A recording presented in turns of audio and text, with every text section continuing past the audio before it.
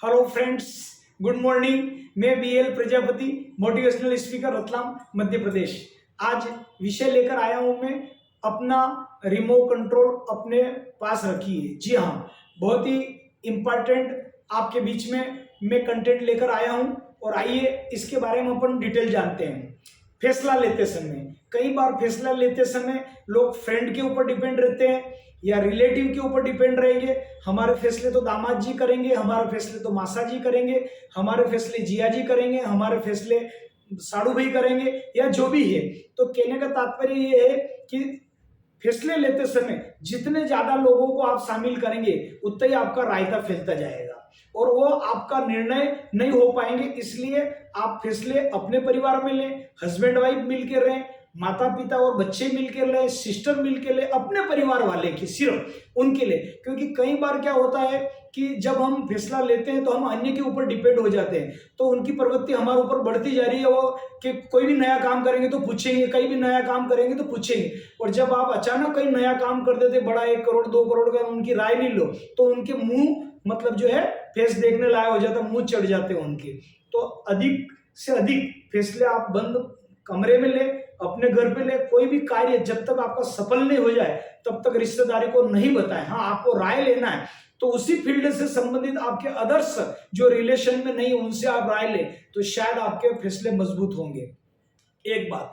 दूसरा है, हमारा मनोबल हमेशा ऊंचा रखे। कभी भी फैसले लेते समय मनोबल हमारा नीचा न गिराए, क्योंकि मनोबल अगर आपका कमजोर होगा तो आप कोई भी फैसले सही नहीं ले सकते हो। ये आपसे मैं निवेदन चाहूंगा कि फैसला लेते समय अपना मनोबल कभी भी नीचा न गिरे, मनोबल हमेशा ऊंचा रखे। तो जितना आपका मनोबल ऊंचा रहेगा उतने ही आपके फैसले शानदार रहेंगे। आपको एक उदाहरण देता हूं कि जैसे आपने हाथी देखा होगा, हाथी का बल ज्यादा है, वो चाहे तो अपनी एक सूंड में 2-3 शेर को आराम से लपेट के फेंक सकता है और उनकी जान ले सकता है। लेकिन हमेशा हाथी आपने देखा होगा जंगल के अंदर के झुंड में विचरते हैं। उनको ऐसा लगता है कि शेर हमारे ऊपर हमला कर देगा और कर देता है, क्योंकि उनका मनोबल कम है, शक्ति तो उनके अंदर बहुत है। तो ऐसे आप समझो कि एक हाथी का मनोबल होते हुए भी वो मतलब शेर से डरता है, और शेर का इतना छोटा प्राणी और इतना हैवी मनोबल कि वो हाथी के सूंड पे चढ़ के कई बार हाथी का मस्तक से खून पी लेता है और हाथी की मृत्यु हो जाती है। हमने कई बार देखा ये बात दोस्तों। तो ये मनोबल का है। नाते रिश्तेदार में हम मनोबल हम चाहते हैं वो देंगे नहीं, आपकी कमजोरी का फायदा उठाएंगे। तो इसका अवश्य आप ध्यान रखें कि मनोबल कोई भी कार्य का हो ऊंचा रखे और अपने घर में फैसले ले। परिवार को पहले प्रायोरिटी, आपका जो परिवार है, बच्चे बच्ची वगैरह, घर में आपकी मिसेस, श्रीमती जी, जो भी हो आपका पूरा परिवार, उनसे राय लीजिए घर के अंदर, उसके बाद फैसला लीजिए। और जब तक आप बड़ा कार्य नहीं कर पाए तब तक आपको किसी को बताने की जरूरत नहीं। जितना गोपनीय रहेगा कार्य की सफलता उतनी ही रहेगी। एक और बात, दूसरी बात, हमारे घर के जो रिलेशन है, चाहे मासा जी हुए, दामाद हुए, जिया जी हुए, कोई भी हो, एक सीमा तक इनका इंटर घर में रखो। सीमा का मतलब ये हुआ, लोग छोटी छोटी बातें इनसे शेयर करते हैं, छोटी छोटी बातें शेयर करते हैं, नतीजा कई परिवार टूटने लग गए आज की तारीख में। इसलिए जितनी रिश्तेदारी में जो बात करना है वो पॉइंट टू पॉइंट आप करिए। फालतू अपने घर की इधर की उधर करो बातें, एक दूसरे में फैलती फैलती आपके घर की कमजोरी नजर आएगी।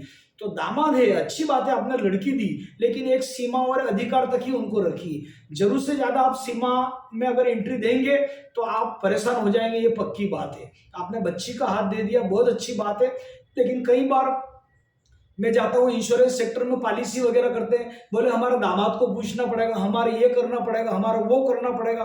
तो वो छोटी छोटी बातें भी मतलब अपने सेविंग संबंधी जो बचत खास मुद्दा है परिवार का, वो भी उनके ऊपर डिपेंडेंट हो गए। भैया दामाद अभी ढूंढे, पहले आपकी बेटी महत्वपूर्ण है, पहले आपका बेटा महत्वपूर्ण है जो घर में है, तो आप उनकी राय लीजिए। शादी हो गई बेटी की तो ठीक है, अच्छी बात है, आपका जितना कर्तव्य बनता है उतना आप कर लीजिए, लेकिन बाकी फिर आपकी घर में जो नई बहू आती है या परिवार अपना और बढ़ता है आगे, तो अपने घर के फैसले अपने में ले।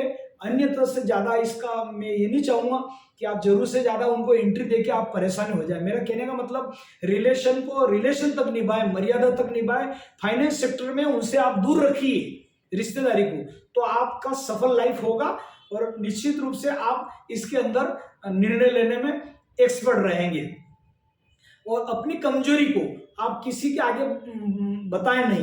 कई बार हमें किसी क्षेत्र में हम कमजोर रहते हैं और दूसरे से हम बोलने के लिए जाएंगे तो वो आपकी कमजोरी का फायदा उठा लें। तो आप किसी एक्सपर्ट की सलाह लीजिए, भले उसकी फीस पे करिए और जहां से आपको राय लेना है वहां से लीजिए। आप भले मकान बनाएं, आप बच्चों की पढ़ाई कर रहे हैं, आप अच्छे कॉलेज में डाल रहे हैं, दाखिला करवा रहे हैं, जहां भी करें उस विषय में जो पास आउट हो, उस विषय में जो एक्सपर्ट है आप उनसे राय लीजिए।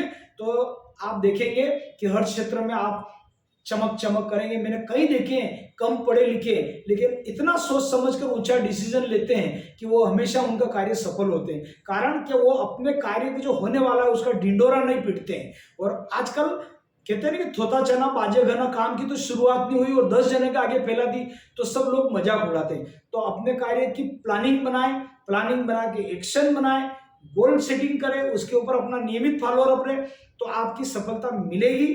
आपको प्राण बल, मनोबल और अपना बुद्धि बल हमेशा ऊंचा रखना है। तो इसमें आपको निश्चित रूप से आपकी प्रोग्रेस होगी और आपको लोग एग्जाम्पल देंगे कि देखो सफल कार्य करना तो आप उनसे देखिए दोस्तों। तो दोस्तों आज के लिए इतना ही, मैं इतना ही कहना चाहूंगा आज की वीडियो में कि निर्णय लेते समय, शुभ कार्य करते समय, कोई बड़ा कार्य करते समय रिमोट कंट्रोल अपने हाथ में रखिए, दूसरे को नहीं देना है। आज के लिए इतना ही, पुनः नए वीडियो के साथ मिलते हैं। मैं BL Prajapati, motivational speaker Ratlam.